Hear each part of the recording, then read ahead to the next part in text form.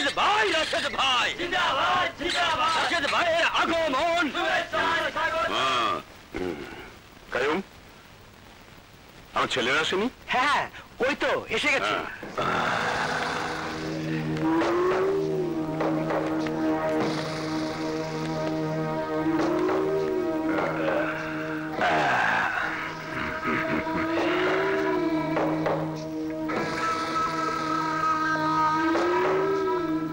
খুন কইরা সাজা খেতে পারিছে, তাও গলায় মালা দেয়। দেশের নেতারা দেখলে জুতা দিয়ে পিটাইবো। তোদের গাড়ি কি কোথাও অ্যাক্সিডেন্ট করেছিল? না বাবা। তাহলে এত আঘাত পেলি কোত্থেকে? এইসব আঘাত যুদ্ধের চিহ্ন বাবা। যুদ্ধ? হ্যাঁ। কয়জনের সাথে যুদ্ধ? একজনের মার খেয়ে কুল পায় না, আবার কয়জন? এই বাদরটা কে রে? আমার বউয়ের মামা, খায় দেয়, টুকটাক কাজ করে। এই তোর হাতে কি? আপনার জন্য টেলিগ্রাম, ইংরেজিতে লেখা। পড়তে পারবেন না বাংলায় কয়ে দেবো? এই পর। পড়তাছি পড়তাছি। হারামজাদা, মাফ করে দেন, এইখানে যে লেখা আছে আমি তাই কইতাছি। পড়। রাশেদ খান, তুই জেলে 14 বছর ছিলি, তাই গ্রামে শান্তি ছিল। গ্রামের শান্তির জন্য বলছি, তুই গ্রামে ফিরে আসিস না। আরে আমার কোনো দোষ নাই, সব টেলিগ্রামে লেখা। এই বাকিটা বল। তুই বাঁচতে চাইলে অন্য কোথাও চলে যা, আমাদের গ্রামে ফিরে আসিস না। এটি তোর শত্রু বিপ্লব চৌধুরী, গরিবের দাদা। ওর এত বড় সাহস? সাহসের দেখছেন কি? আমার দুই ভাগনার অপরাধের শাস্তি তো দাদাই দিছে। চুপ করো মামা। আব্বা হুজুর, আপনি শুধু একবার হুকুম করেন, আপনার এই 3 ছেলে ওই দাদার বাড়িতে ঢুকে মাথা কেটে আপনি গ্রামে প্রবেশ করা মাত্রই আপনার পায়ের সামনে এনে হাজির করবো। এই চুপ কর। তুই আমাকে জন্ম দিয়েছিস না আমি তোকে জন্ম দিয়েছি? তোর জন্মের আগেই আমি ছিলাম এই অঞ্চলের রাজা।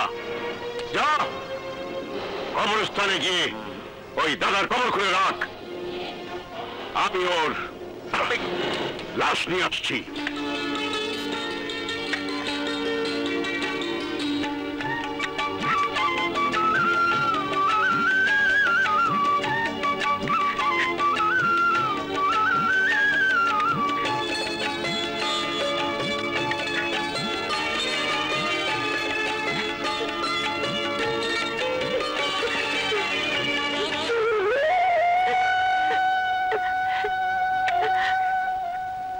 কাজল, কাঁদছিস কেন? দাদা, আমার তো বাবা নেই, তাই প্রতি সপ্তাহে তুমি যখন নিজের হাতে আমাকে খাবার দাও, তখন আমার মনে হয় আমি যেন আমার বাবার হাতে খাবার খাচ্ছি। বাবা, আমি তো তোর বাবার মতো। দাদা,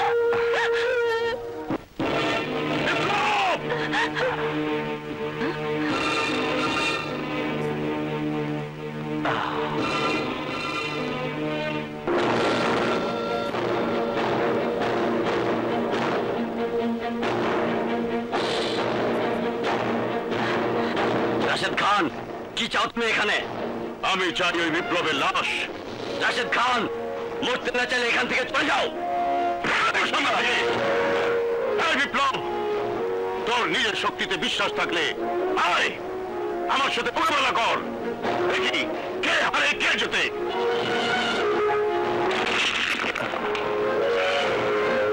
বিপ্লব, এতিম বাচ্চাদের কথা ভেবে নিজের দায়িত্ব থেকে দূরে সরে যাসনি। যখন প্রয়োজন তখন যোদ্ধাদের যুদ্ধ করতেই হয়। যা, শেষ করে দে তোর শত্রুদের।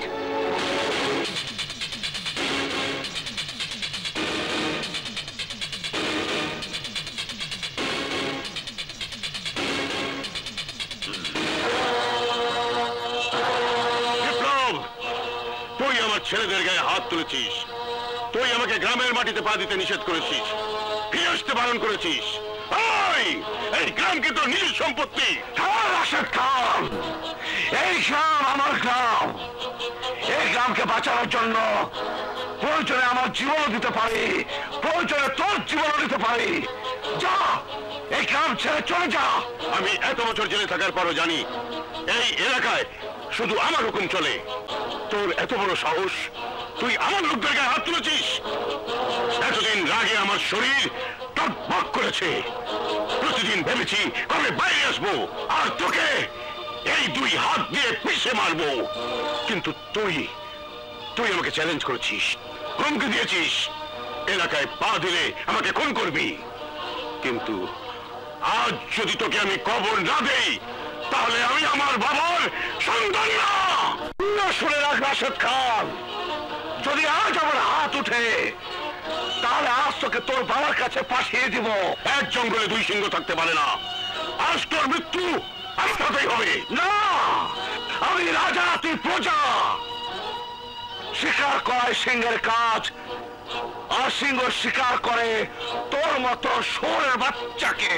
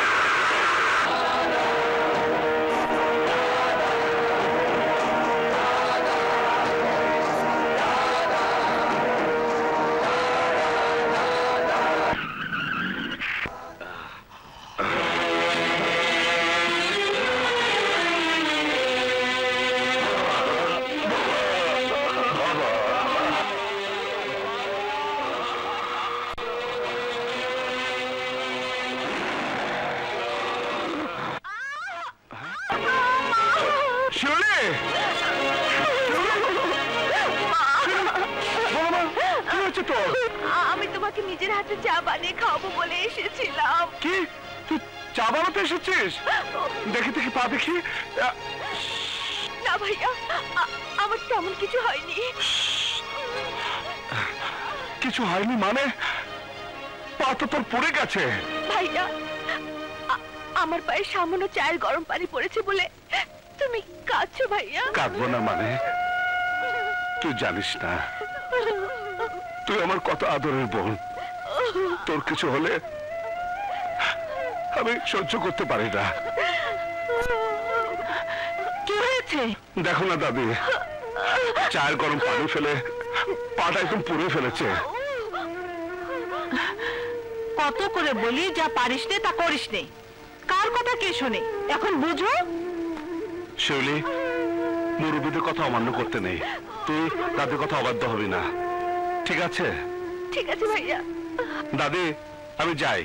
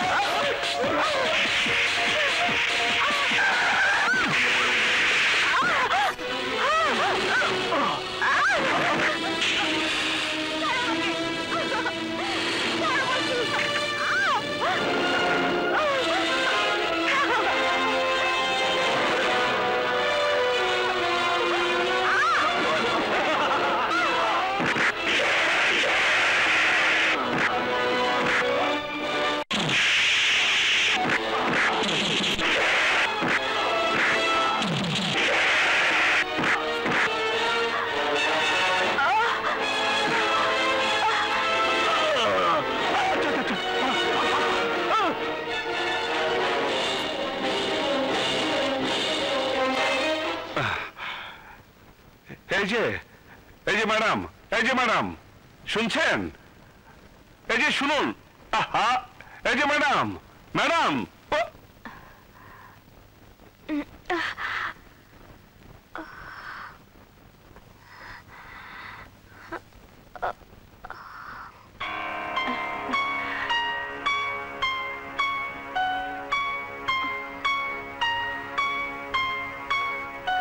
ভয় নেই, জ্ঞান ফিরে এসেছে।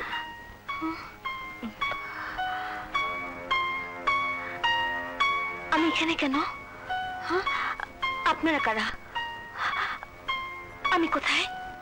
আমি কোথায়? আপনি চৌধুরী বাড়িতে আছেন। আপনার নাম ঠিকানাটা বলুন, আমি আপনাকে বাসায় পৌঁছে দেওয়ার ব্যবস্থা করছি। নাম, ঠিকানা? কি আমার নাম? কি আমার ঠিকানা? কে আমি? কে আমি? ডাক্তার সাহেব, ও এমন করছে কেন? সম্ভবত মাথায় প্রচন্ড আঘাতের কারণে উনি স্মৃতিশক্তি হারিয়ে ফেলেছেন। কি বলছেন ডাক্তার? এখন কি করব? তোদের কিছুই করতে হবে না। যতদিন ও স্মৃতিশক্তি ফিরে না পায় ততদিন ও এ বাড়িতেই থাকবে। ডাক্তার, আপনি যান। দাঁড়া। হ্যাঁ? বিপ্লব, তুই চারিদিকে লোক পাঠা, খোঁজ নিয়ে দেখ কার ঘরের চাঁদ আমার এখানে আশ্রয় নিয়েছে। ঠিক আছে দাদিমা।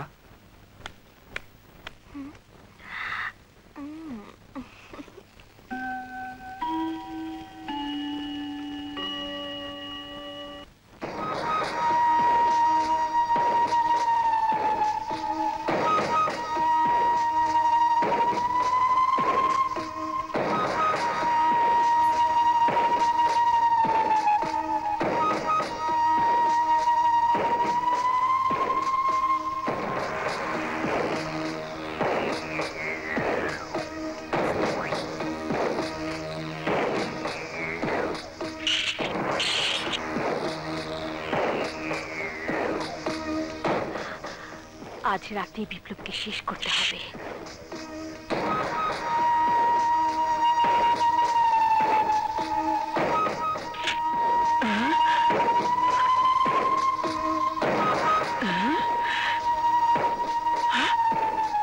মেয়েটা কোথায় যাচ্ছে?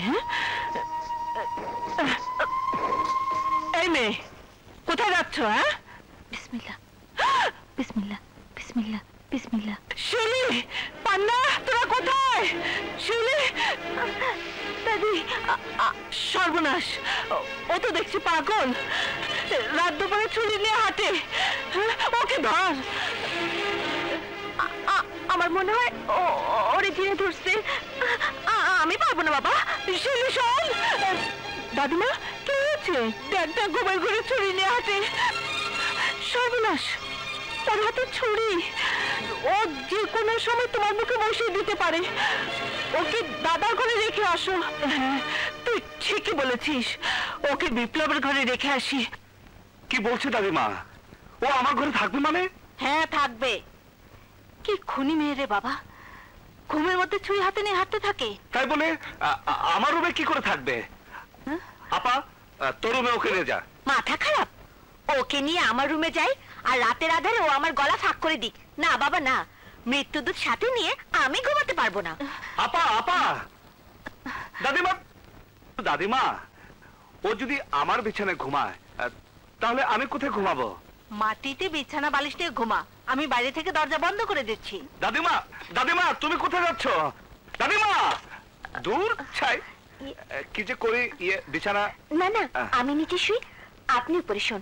না না না, কি করছো? তুমি বিছানায় যাও, উপরে উঠো, আমি নিচে নিচে নিচে বালিশ নিয়ে ঘুমিয়ে পড়বো। তুমি যাও, তুমি যাও, যাও যাও, যাও যাও।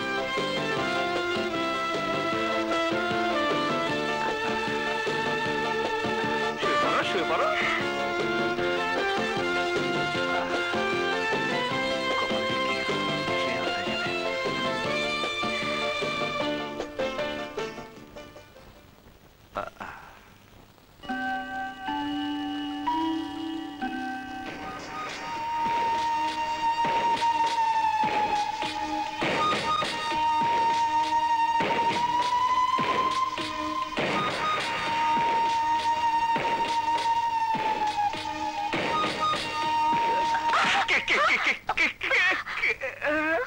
আমাকে